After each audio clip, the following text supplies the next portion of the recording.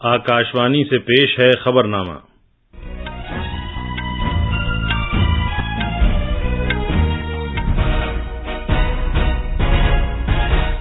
आदाब। खबरनामे के साथ मैं शमीम अहमद। पहले इस वक्त की खास खबरें। सरगना से सियासतदान बने अतीक अहमद और उनके भाई अशरफ को प्रयागराज में नामालूम हमला आवरों ने हलाक कर दिया है। उत्तर प्रदेश के वजीर आला ने आला सतह की इंक्वायरी का हुक्म दिया है। उन्होंने पुलिस से चौकस रहने और अमन को यकीनी बनाने को कहा है। दिल्ली के वजीर आला अरविंद केजरीवाल दिल्ली एक्साइज पॉलिसी मामले में पूछताछ के लिए आज सीबीआई के सामने पेश होंगे। कॉमर्स के मरकजी वजीर पीयूष गोयल ने कहा है कि भारत अगले 2 से 3 बरस में तीसरी सबसे बड़ी तामीराती मार्केट बनने की जानिब बढ़ रहा है। सूडान में फौज और नीम फौजी दस्तों के दरमियान पुरतशद्दुद लड़ाई में कम से कम 27 अफराद हलाक और 200 जख्मी हुए हैं। और आईपीएल में पंजाब किंग्स ने लखनऊ सुपर जायंट्स को लखनऊ में 2 विकेट से हराया। अब खबरें तफसील से। सरगना से सियासतदान बने अतीक अहमद और उनके भाई अशरफ को, जो उमेश पाल अगवा मामले में मुजरिम करार पाए थे, कल शाम प्रयागराज में नामालूम हमला आवरों ने हलाक कर दिया। उन्हें कॉल्विन मेडिकल कॉलेज के पास उस वक्त गोली मारकर हलाक किया गया जब पुलिस उन्हें तिब्बी जांच के लिए ले जा रही थी। कत्ल के बाद तीनों हमला आवरों ने पुलिस के सामने खुद सुपुर्दगी कर दी। उत्तर प्रदेश हुकूमत ने लखनऊ, प्रयागराज और रियासत के 73 दीगर जिलों में दफा 144 नाफिज कर दी है। वजीर आला योगी आदित्यनाथ ने पार्लियामेंट के साबिक मेंबर अतीक अहमद और उनके भाई अशरफ के कत्ल की आला सतह की इंक्वायरी का हुक्म दिया है। पेश है एक रिपोर्ट।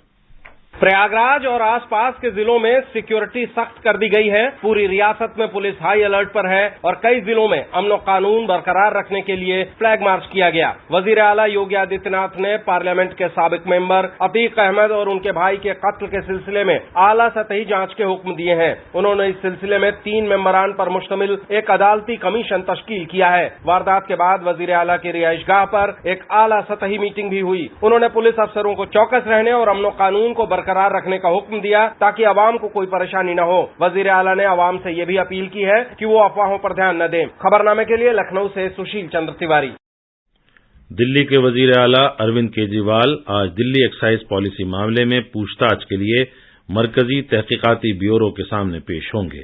सीबीआई ने 2021-22 की उस एक्साइज पॉलिसी के तैयार करने और उसके निफाज में मुबैना बदउनवानियों के सिलसिले में जनाब केजरीवाल को समन जारी किया है, जिसे अब खत्म कर दिया गया है। पेश है एक रिपोर्ट। दिल्ली एक्साइज पॉलिसी मामले में छानबीन का सिलसिला पिछले साल उस वक्त शुरू हो गया था जब दिल्ली के लेफ्टिनेंट गवर्नर विनय कुमार सक्सेना ने पॉलिसी में ये कहते हुए कि इस केस में बेजाब्तिगियां हुई हैं, सीबीआई से जांच कराए जाने की सिफारिश की थी।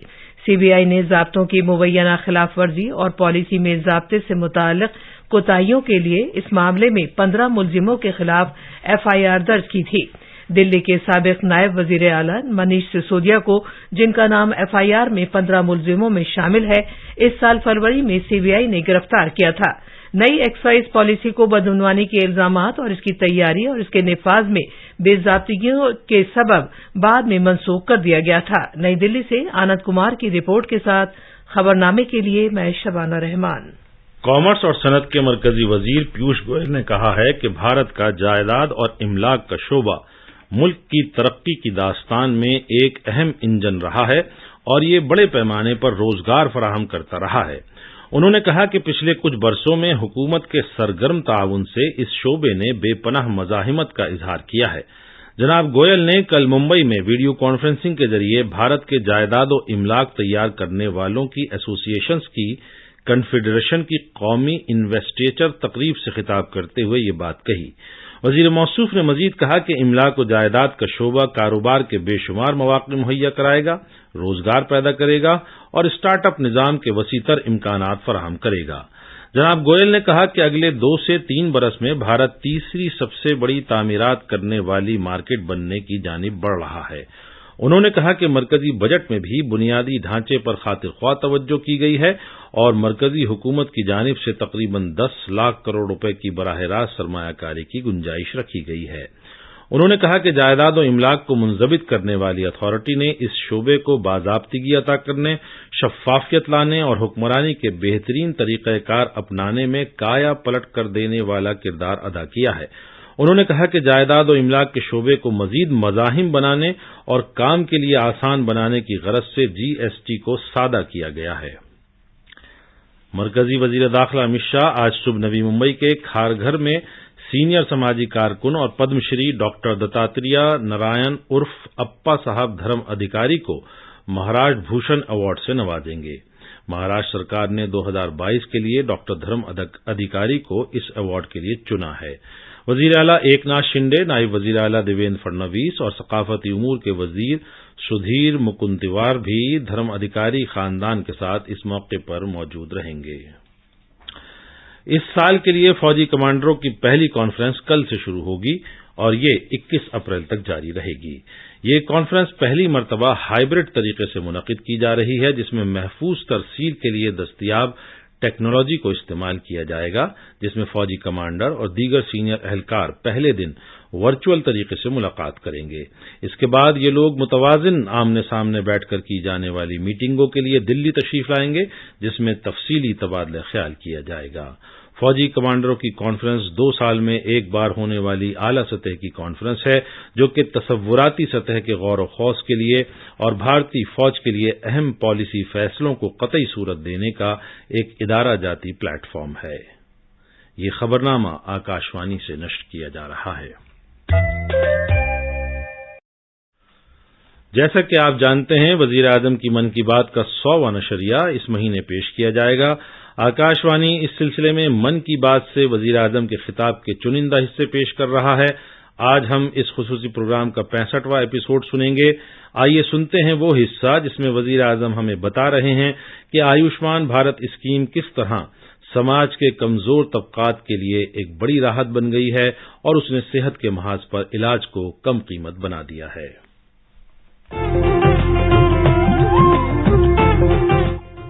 لوگ، آواز اور سیدھا سمواد، یعنی آپ کے ہم سب کے من کی بات۔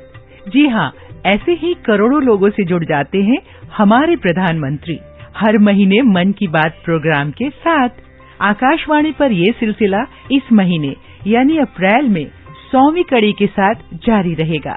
اسی وشیش موقع پر من کی بات کاریکرم سے پردھان منتری کے چنندہ سمبودھنوں کو پھر پرستت کیا جا رہا ہے۔ اس وشیش کاریکرم میں پیش ہے پردھان منتری کا وہ سندیش جس میں انہوں نے صحت کے مورچے پر آیوشمان بھارت یوجنا سے کمزور طبقے کو مہنگے علاج میں مل رہی راحت کی چرچا کی ہے۔ اداریکرن کے دور میں سواستھ اور چکتسا لگاتار مہنگے ہوتے گئے ہیں۔ عام لوگوں کے علاج کے لیے سرکاری اسطر پر تمام یوجنائیں چلائی جا رہی ہیں، پھر بھی کچھ گمبھیر روگوں کا علاج مہنگا ہے۔ دربھاگیوش ہونے والے ایسے روگوں کا علاج کمزور طبقے کے لیے کٹھن رہا ہے، لیکن ایسے معاملوں میں آیوشمان بھارت یوجنا کمزور ورگ کے لیے راحت کا ذریعہ بن کر ابھری ہے۔ 31 مئی 2020 کو پرسارت من کی بات کاریکرم میں پردھان منتری نے اس راحت پر ہی لوگوں کا دھیان دلایا ہے۔ منی پور کے چورا چاندپور میں 6 سال کے بچے کیلین سانگ، اس کو بھی اسی طرح آیوشمان یوجنا سے نیا جیون ملا ہے۔ کیلین سانگ کو اتنی چھوٹی عمر میں برین کی گمبھیر بیماری ہو گئی۔ اس بچے کے پتا دہاڑی مزدور ہیں اور ماں بنائی کا کام کرتی ہے۔ ایسے میں بچے کا علاج کرانا بہت کٹھن ہو رہا تھا، لیکن آیوشمان بھارت یوجنا سے اب ان کے بیٹے کا مفت علاج ہو گیا ہے۔